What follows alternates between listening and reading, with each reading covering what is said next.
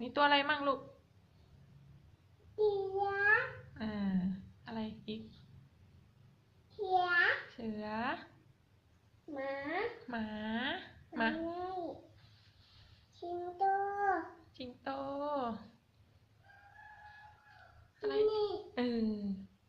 อะไรอีกลูกนี่ช้า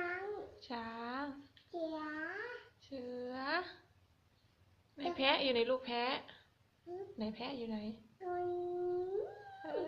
ในกินลูกในกินนี่ไง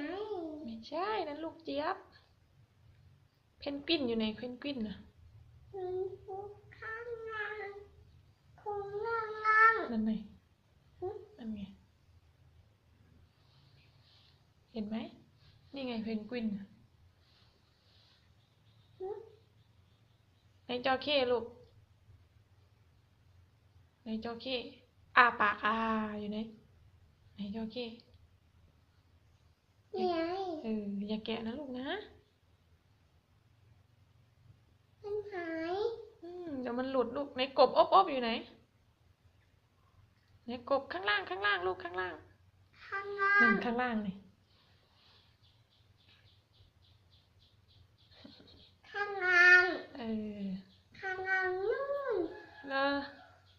นู่นอันนั้นอะไรข้างบนอันนี้ไม่แกะเสือในยีราฟน้อยอยู่ในลูกในยีราฟน้อยมันหล่นแล้วลูกมันไม่ติดแล้วนี่ไงหล่นเลยในยีราฟน้อยกวางมีไฟด้วย มีเขายังไงลูกกวางมีเขาด้วยโอเคจระเข้ กัดนะกัดยังไงไหนมันอ้าปากไงจระเข้งับหวายน่ากลัวจังงับ